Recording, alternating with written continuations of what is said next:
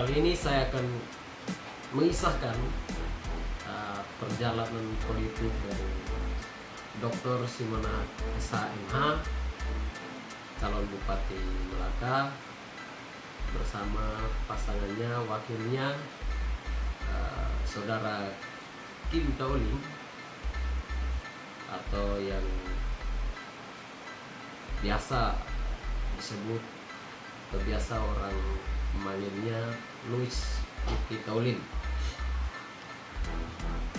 Pertama-tama saya mau menceritakan sedikit awal perkenalan atau awal mulanya saya mengenal sosok ahli hukum Dr.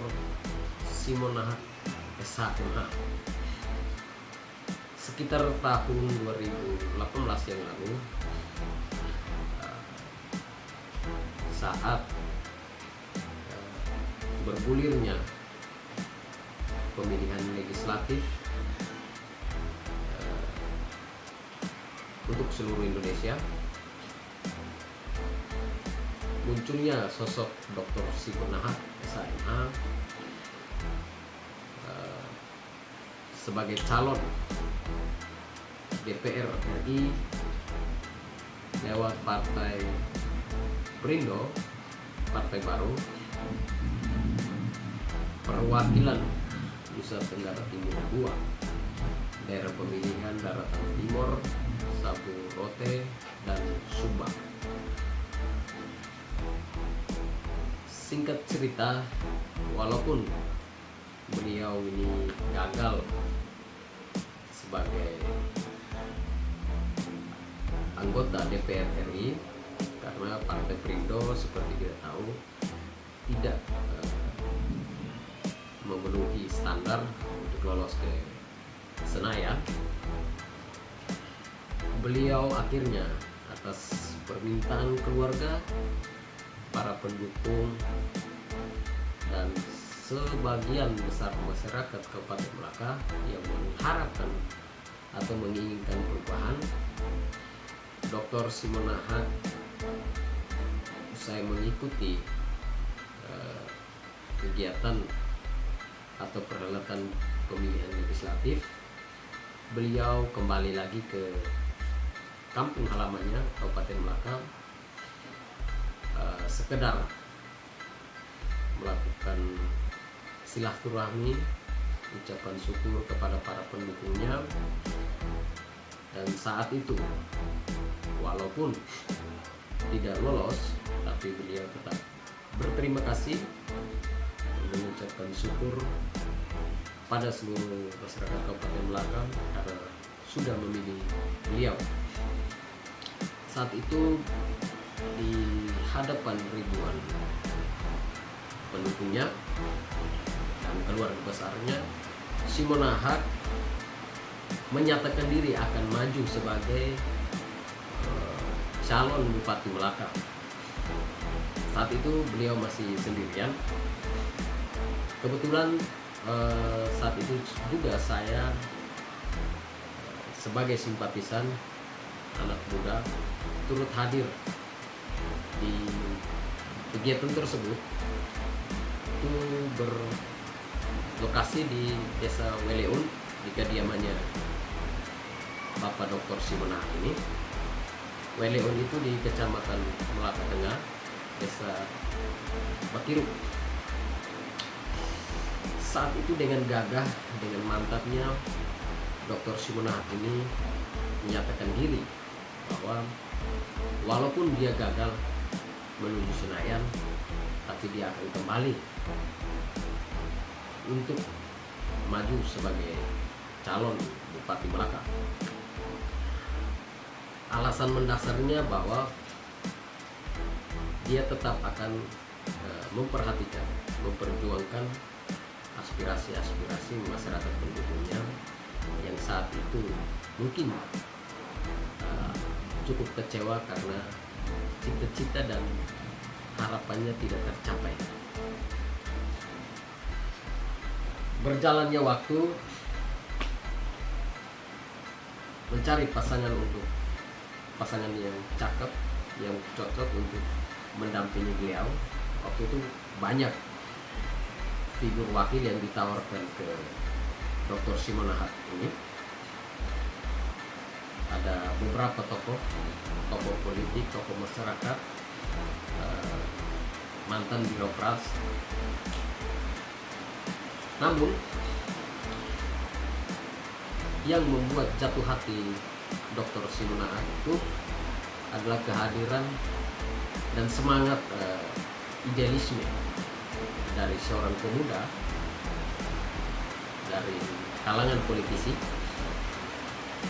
yakni Louis Lukita Olim, atau beliau ini lebih akrab disapa Kim Taolin. Sosok anak muda yang sederhana, santun, namun punya semangat idealisme untuk perubahan Melaka. Louis Lukita Olim ini putra sulung dari tokoh politik daratan timur, almarhum Ludovicus Tolin BA. Ludovicus Tolin mantan wakil bupati Belu, pernah menjadi wakil DPRD Belu, dan terakhir beliau sebagai anggota DPRD provinsi. Saat beliau meninggal, beliau juga sementara menjabat sebagai anggota DPRD provinsi dari partai PKB.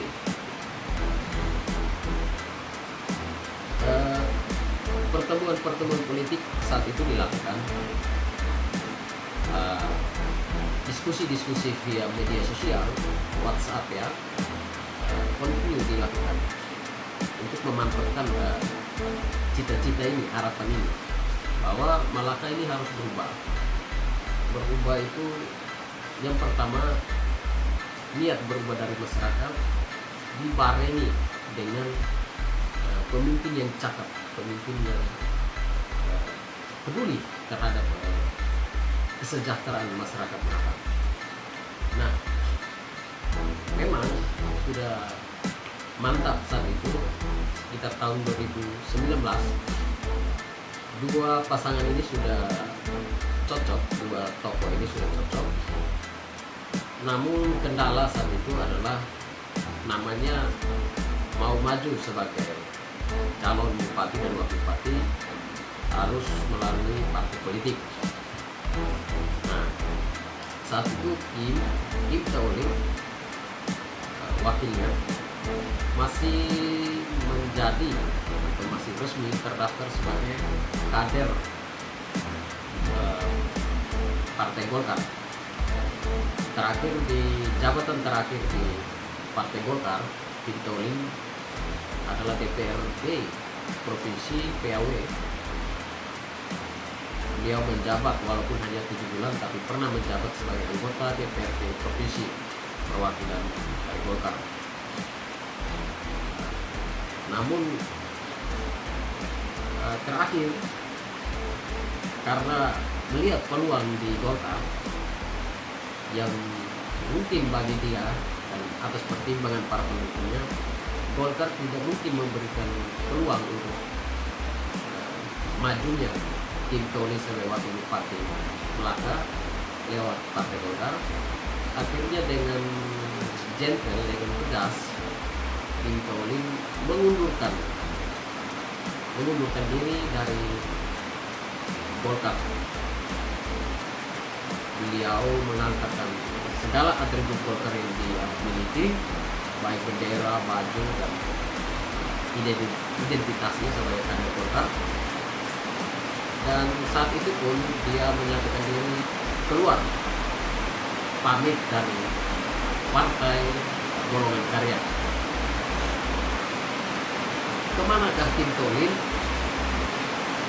Ternyata Kim Tolin sudah ditawari sebagai kader Partai Kebangkitan Bangsa, karena ayahanda dari Kim Tolin, almarhum Luhut Kim Tolin, adalah sebelum meninggal dia adalah kader Partai Kebangkitan Bangsa PKB. Singkat cerita, lobi partai berjalan. Simon Nahas dan Kim Tolin ini mendeklarasikan diri, menamai paketnya paket SNKT. SNKT ini singkatan dari Simon Nahas Kim Tolin, dengan programnya adalah Sakti. Nah,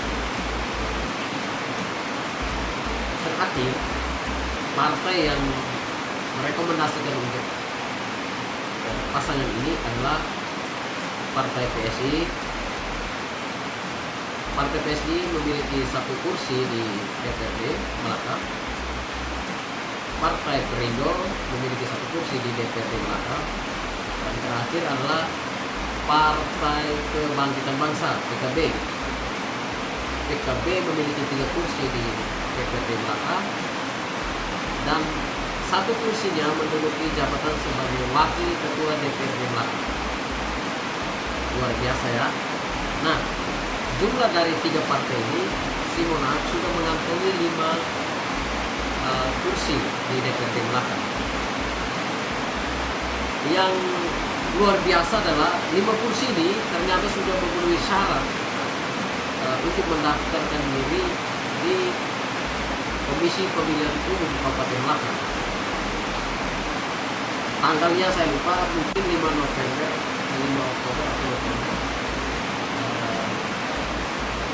Paket ini mendaftarkan diri di KPU Melaka. Beliau berdua menunggang kuda, luar biasa saat itu.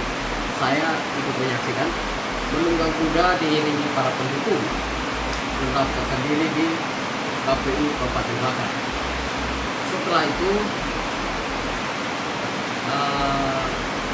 jadwal kampanye bergulir. Satu catatan yang sangat berkesan bagi saya, pasangan ini begitu sangat dicintai masyarakat Kabupaten Melaka. Bayangkan, di tempat kampanye semua fasilitas baik dari makanan, minuman, atribut, tenda segala macam sudah disiapkan oleh masyarakat. Makanan itu makanan yang sederhana sekali, simple, pisang, kelapa, dan sejenisnya, ala kadarnya disiapkan. Dan itu luar biasa. Masyarakat berpatungan mengumpulkan receh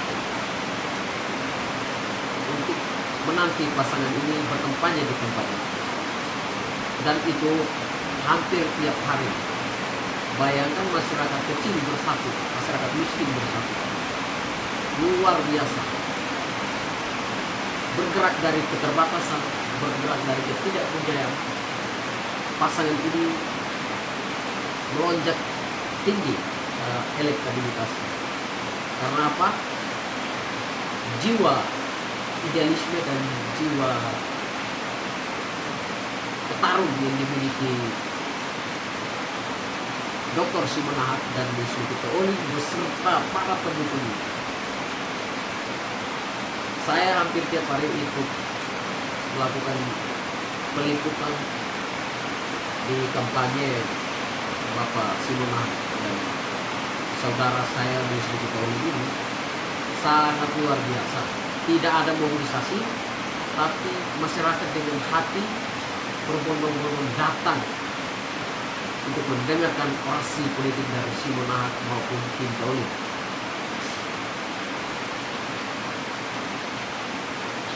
Akhirnya pada tanggal 9 Desember 2020,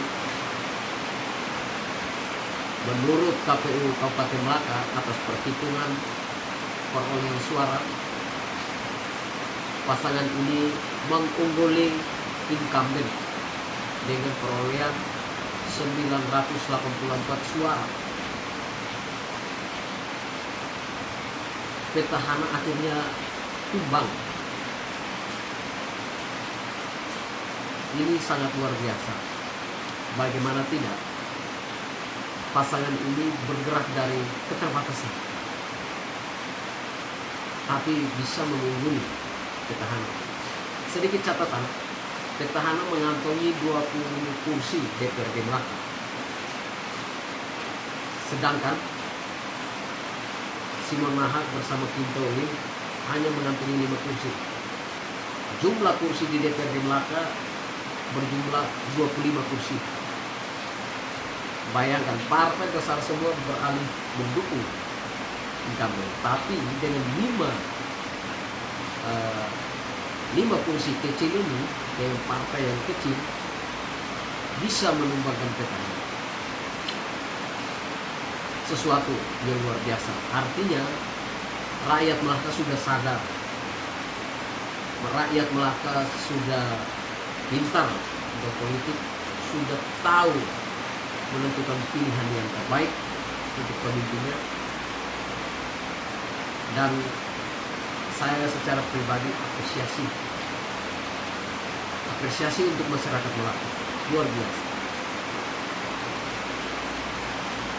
Oke, walaupun penetapan KPU, penetapan perolehan suara dari rekapitulasi dari KPU dibantah oleh pihak incumbent,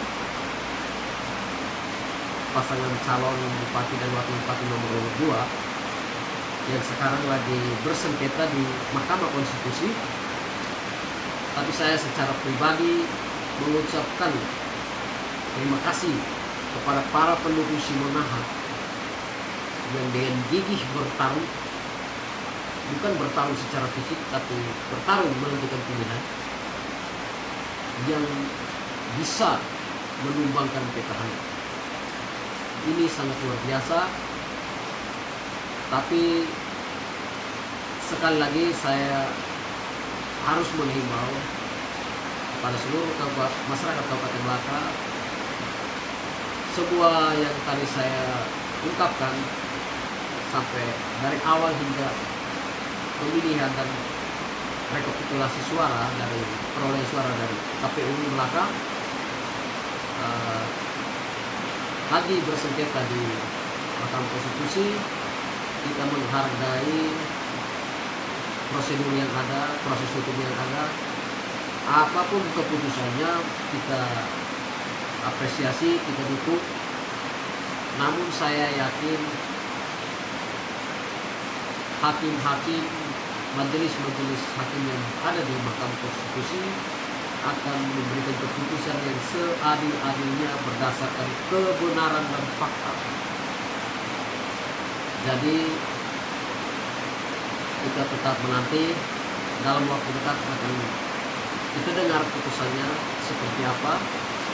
Namun sampai detik ini saya masih angkat jempol untuk masyarakat Kabupaten Melaka melalui Dr. Simonahak dan Luis Luki Tauli. Luar biasa. Ini sesuatu yang berkesan bagi saya, baru terjadi di Kabupaten Melaka. Dan semoga Kabupaten Melaka ke depannya melahirkan pemimpin-pemimpin yang pro rakyat, melahirkan pemimpin-pemimpin yang memihak pada rakyat kecil. Dan semoga pemimpin-pemimpin di Melaka ke depannya bijaksana dan adil dalam memimpin rakyat Melaka tercinta ini.